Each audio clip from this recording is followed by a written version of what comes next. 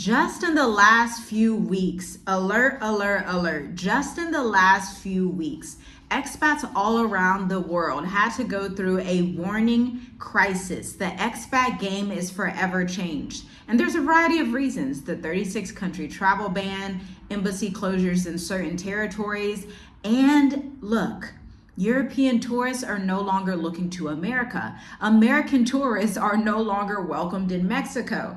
The immigration crisis across the globe is definitely looking a little crazy, okay? But listen, there are 5 Caribbean nations that I've found that may potentially be a better bet for you than Mexico. Let's get into it. Zoom back with me a little bit. Zoom back with me. If you have been an expat for any amount of time, or you've been talking to people who are expats from the West, mostly America, then you know most people looked at Mexico as that easy way, just travel across the border, hop on a quick flight, however they're getting down there, and they thought it was heavenly. They were like, yeah, it's cool here. It's not far from America. They get to still see their family. They felt like it had a lot of leverage. Now they're tightening residency pathways, pushing expats like you out, and turning paradise into paperwork purgatory. Ugh.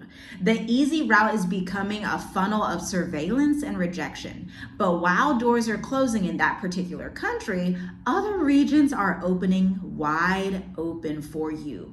Enter the Caribbean's quiet innovation. These 5 islands that I'm about to tell you about are going to open up a world of benefits for you, especially if you're looking for a second passport and you want to be close to America without going all the way to here in like sub-Saharan Africa or Asia, okay? So this is for those of you out there that are like, hey, do you have any options that are maybe a little bit closer? I've found a few key citizenship-by-investment programs. They're known as CBI programs in Antigua and Barbuda, Dominica, Grenada, St. Kitts and Nevis, and St. Lucia. And who knows, maybe in like a couple of years, I would be over there just exploring as well, right? No reason not to check it out.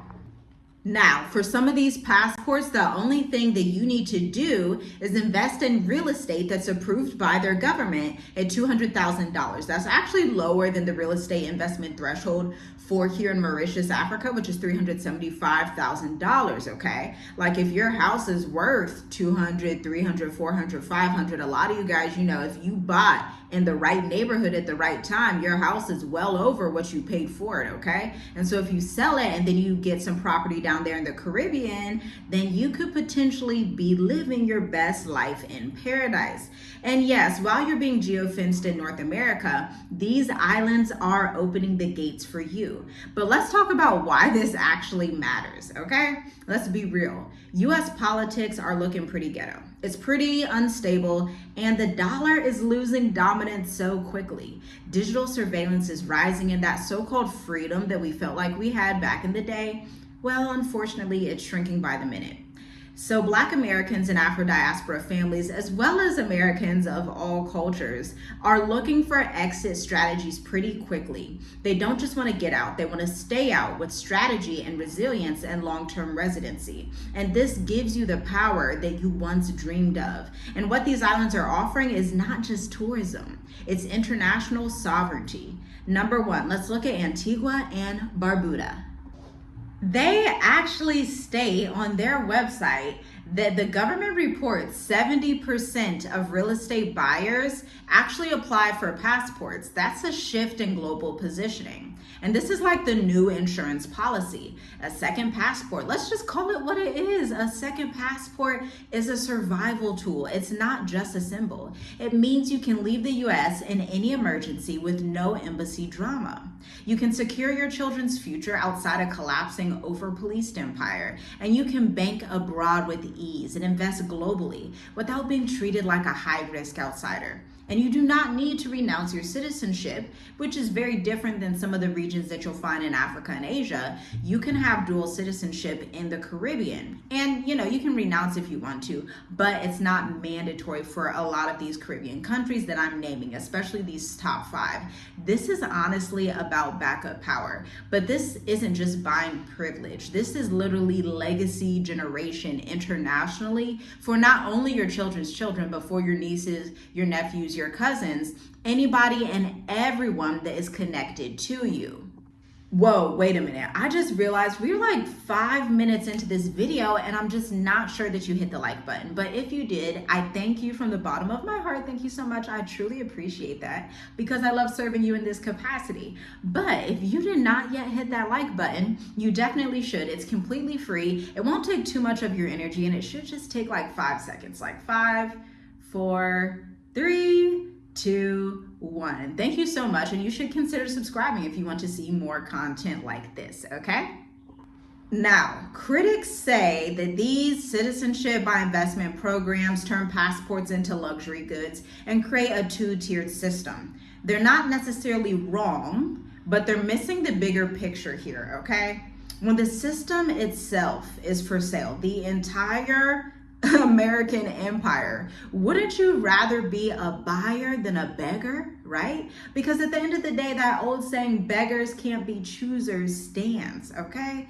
These Caribbean nations, by the way, are most of the time Black-led post-colonial countries that serve innovation and ways to support their own economies. CBI program support public health systems, disaster recovery, schools, and infrastructure. In fact, passport sales make up 10 to 30% of gross domestic product in some of these island nations. This is not about exploitation. This is about these Caribbean islands deciding to diversify their clientele as well.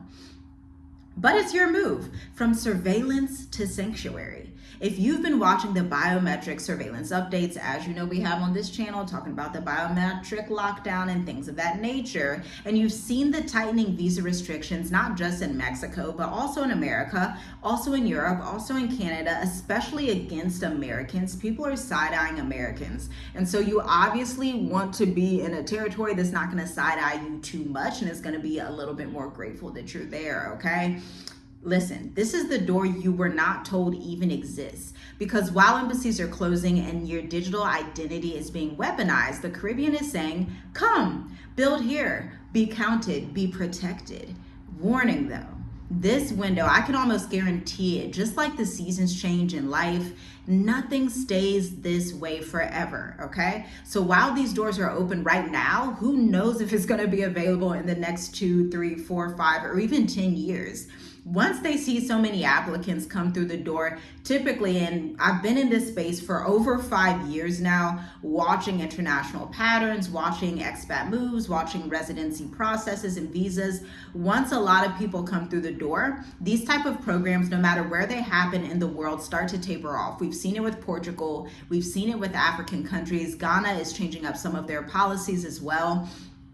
And so whenever you see a big herd of people go towards something, understand that it's typically going to shift in the next couple of years. So you want to get in probably in the next few months or even in the next year, if at all possible, which I believe is completely possible for you. Now, obviously, this brings us into the state of the diaspora, our bespoke workshop, which we are now on cohort number 10 or 11. Oh my gosh, I can't even remember anymore. But listen, we are doing cohort 10 or 11 Sunday, and then another one on Tuesday because there's such high demand. 10 slots sold out every time. And you know, if you were to look in the description, I'm not sure there's even a slot available, to be quite honest with you, okay? And so I'm gonna have to open up something for September if you want the information that we're giving. And let me tell you, the conversation is top tier. We have clients who are discussing, hey, I wanna take some time in Thailand, Chiang Mai. Hey, I wanna come to Mauritius. Hey, you know, I think I actually wanna go to Benin. And we're creating this international network that's not just limited to Africa anymore.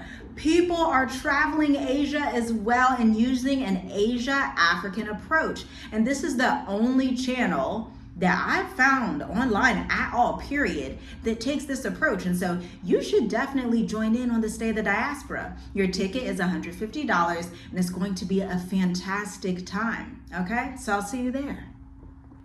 And I want you to remember something. We are not running, we are building. This is what real sovereignty looks like. Today I was actually writing a brand new blog for you.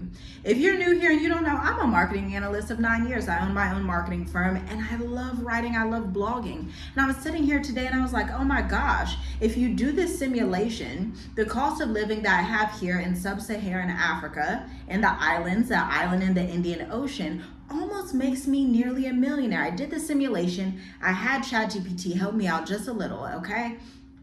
And it ran the simulation. It was like, yeah, with your cost of living and how much money you are making in your business, you actually live as if you're someone that is making $500K a year in America. And so I'm like, wow, that's such a good feeling. All praises to the Most High. I'm so glad I was obedient, right? And I want you to feel some of that as well. So I published the blog for you on my website, www.tiffygwrites.co, if you want to see that entire strategy. But here's a disclaimer. It's a long blog, so you're gonna have to have some patience and some diligence, but that is the place that you can go to see the intersection where business and entrepreneurship meet travel and international residence. Check it out on my website. It's pretty amazing, and I'm so happy to announce that I've been looking at my website analytics, and I see y'all in Finland. I see y'all in Martinique. I see y'all in the Caribbean islands. I see y'all in the Philippines. I see y'all in Sweden. I see y'all in Botswana, in Ghana, obviously Tanzania, Kenya. I see y'all all over looking at the website. It's just wonderful to have that international brand and to bring these strategies to you served up on a silver platter. And listen, before I end this video, you do not need to be rich to live your best life abroad. You just need high caliber strategy. Strategy is where most people make the biggest mistakes. They'll do border runs. They'll go to a country that doesn't have favorable residence permits of over 1 to 5 years. They'll go to a country that only does it, 1 to 2 years with a huge capital investment. But guess what?